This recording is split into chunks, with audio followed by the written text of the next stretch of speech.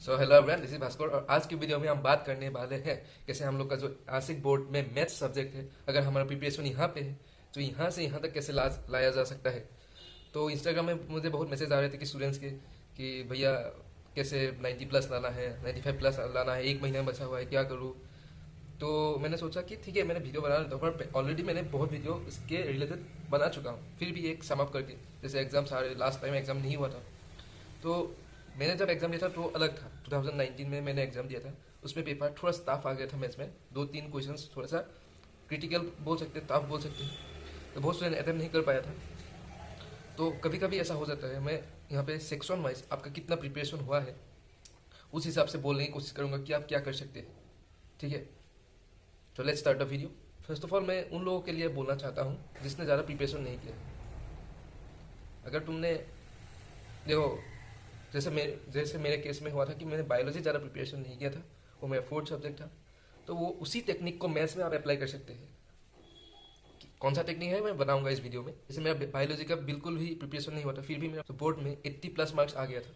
मुझे एक बार आपसे चाहिए कि जितना भी दिन बाकी है उसमें आप 8 से 10 घंटे रेगुलरली पढ़ना पड़ेगा, ये सबसे इंपॉर्टेंट है। बाकी पढ़ाई बाद में, आपको अपने आप को बोलना होगा कि मुझे 8 से 10 घंटे आपसे देना होगा। ठीक है, एग्जाम में मार्क्स आए ना आए वो अलग बात है, पर एग्जाम के बाद गिल्ट नहीं रहना चाहिए।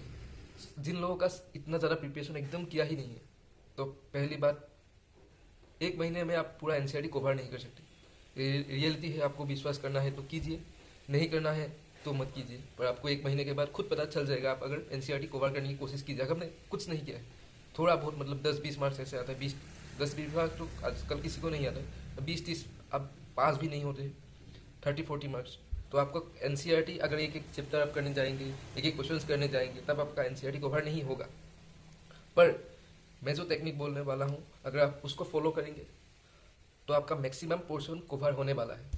आप क्या कीजिएगा, लास्ट 10 या 12 ईयर्स के पेपर निकाल लीजिए, कहीं से भी, इंटरनेट में भी है, मार्केट में भी है, आप खरीद सकते हैं जहाँ से मिले। एक एग्जाम मास्टर बुक है, उसमें 12 ईयर्स का पेपर होगा जरूर। अब अगर वो खरीद सकते हैं, नहीं तो लास्ट 10 ईयर्स के प्रीवियस ईयर पेपर सब खरीद लीजिए। अब सबसे इंपॉर्टेंट बात, अब उसको स्कैन करना होगा पेपर को, एक एक पेपर को स्कैन कीजिए। तब अगर आपने थोड़ा बहुत भी पढ़ाई किया है, आपको तो ये पता तो होगा कि कौन सा क्वेश्चन किस चैप्टर से है। अब हमें क्या करना है कि एक एक क्वेश्चन को आपको स्कैन करना होगा। ये ढूंढने, अब ये सर्च कीजिए कि 10 साल का पेपर अगर आपने कंपेयर किया, एक एक क्वेश्चन को लिख लीजिए या कहीं पे भी नोट डाउन कीजिए कि ये क्वेश्चन कितने बार आ रहा है, या इससे सिमिलर क्वेश्चन कितने बार आए वही पैटर्न का। कभी कभी थोड़ा सा वेरिएशन हो जाता है, पर सिमिलर क्वेश्चन। उसके बाद आपने देखा कि ये क्वेश्चन मैंने 5 बार आया है लास्ट 10 ईयर्स में या लास्ट 12 ईयर्स में, ऐसे आपको 10 क्वेश्चन मिल गया। ठीक है, ये 10 क्वेश्चन 5-6 बार रिपीट हो रहा है, या इससे सिमिलर क्वेश्चन, सिमिलर पैटर्न का। तो हमें पहले ये कवर करना है, ये सीखना होगा इसका कॉन्सेप्ट। तो अब जाइए यूट्यूब में जाइए, अगर आपने क्वेश्चन आज तक देखा ही नहीं तो आप जस्ट क्वेश्चन को सर्च कीजिए, कहीं ना कहीं तो होगा। फिर आप जब सॉल्यूशन देखेंगे उनमें, तो आपको ये पता चल जाएगा कि आपका सॉल्यूशन में जो 3-4 कॉन्सेप्ट लग के ये सॉल्व हुआ है, उस 3-4 कॉन्सेप्ट्स को हमें पहले सीखना पड़ेगा, उसके बाद इस क्वेश्चन को अटेम्प्ट करना है। पहले हम उन कॉन्सेप्ट्स को सीखेंगे, फिर उस लंबे बड़ा जो क्वेश्चन है 4-5 मार्क्स का। अब एक बात सबसे इंपॉर्टेंट है यहाँ पे, 4-5-6 मार्क्स का जो क्वेश्चन है उनके बारे में मैं बात कर रहा हूँ, ना कि 1-2 मार्क का क्वेश्चन, क्योंकि उनसे ही ज़्यादा आपका कवर होगा। 1-2 मार्क्स अगर रह भी गया तो भी, 1-2 मार्क्स अगर रह भी गया तो भी कोई बात नहीं। अगर आप 4-5-6 मार्क्स का क्वेश्चन करेंगे तो आपका 1-2 उसके साथ ही कवर हो जाएगा, क्योंकि उसके छोटे छोटे कॉन्सेप्ट से ही वो 1-2 क्वेश्चन आते हैं, 1-2 मार्क्स के क्वेश्चन आते हैं इसमें। तो आपने उस 10 क्वेश्चंस का कॉन्सेप्ट सीख के, आपने सीखने में टाइम लगा। मैं आप जैसे बोल रहा हूँ, आप ये 10 क्वेश्चन सीखने इतना आसान नहीं है, आपको टाइम लगेगा। अब आपको टाइम डिवोट करना ही होगा, क्योंकि आप बाद के लिए प्रोक्रास्टिनेट अगर करेंगे आप तो कुछ नहीं होगा। आपको 10 घंटा, उससे ज़्यादा भी पढ़ सकते हैं। तो अगर आपका कैपेबिलिटी है, if you can, then you have to try to study more than 10 hours. तो टाइम डिवोट करके वो सीखिए, तो ये एनसीआर हो जाएगा। ठीक है, अब मैं पास जरूर हो जाऊँगा, मैंने सबसे इंपॉर्टेंट पोर्शंस मैंने कवर कर लिया, अब मैं पास जरूर हो जाऊंगा, ये आपका एनसीआर। अब आपका है कि ठीक है, उससे ज़्यादा मुझे टाइम है तो उससे ज़्यादा मैं अब करूँगा। कैसे? फिर स्कैन किया था, तब आपने देखा कि इससे जो 3 क्वेश्चन है और उसके बाद 5-6 क्वेश्चन ऐसे हैं कि जो ज़्यादा नहीं पूछे गए हैं, पर पूछे गए हैं, 2-3 बार पूछे गए। फिर उनका कॉन्सेप्ट हम सीखेंगे, यूट्यूब से ही सीखेंगे। इस तरह से आपका अपने एनसीईआरटी भी कवर हो जाएगा थोड़े, क्योंकि मैक्सिमम क्वेश्चंस क्या होता है बोर्ड में, एनसीईआरटी से ही आते हैं। इस तरह से आपका एनसीईआरटी भी कवर हो जाएगा, पूरा नहीं होगा, 40-50% हो जाएगा। और जो एनसीईआरटी कवर होगा, जो मैक्सिमम क्वेश्चन आते हैं, और आप थोड़ा सा लक भी चाहिए। लक इन द सेंस कि वो क्वेश्चंस कभी कभी नहीं आ सकते थे। 2019 में थोड़ा सा वेरिएशन दे रहे, तो वो 10 साल में 1-2 बार ही होगा। अगर आपका लक बहुत ही खराब हुआ तभी ऐसा पेपर आएगा, नहीं तो जनरल जो पेपर्स होता है वही आएंगे। ठीक है, अब सेकंड कैटेगरी में आते हैं कि जिसने एनसीईआरटी किया हुआ है, लाइक आपको 70-80 मार्क्स आते रहते हैं पेपर्स में। आपको क्या आपको क्या करना है कि आपका सिली मिस्टेक्स होता है एग्जाम में, या आपका क्वेश्चंस का प्रैक्टिस थोड़ा सा कम है, इसी वजह से आपको 90+ नहीं आते। इस 1.5 मंथ्स या जो जितना भी टाइम है, उसमें हमें सिली मिस्टेक्स को रिड्यूस करना होगा, और हमें एनसीईआरटी और प्रीवियस ईयर एक साथ कवर करना होगा। तो हमें मेन प्रायोरिटी ये होना चाहिए कि हमें प्रीवियस ईयर पेपर खत्म करना ही है। एक क्वेश्चन हमें देख के पता चल जाना चाहिए कि यह क्वेश्चन इस साल में आया था, इस तरह से करना होगा हमें। सेकेंड प्रायोरिटी होना चाहिए कि एनसीईआरटी हमने कुछ क्वेश्चन टफ क्वेश्चन नहीं किया है, वो बाद में, क्या वो टफ क्वेश्चन बहुत इंपॉर्टेंट है कि 2-3 बार 3-4 बार पूछी गया है और उसके रिलेटेड, तब तो करना ही पड़ेगा हमें ऑल्टरनेटिव डेज में ट्राई करेंगे कि पेपर देंगे।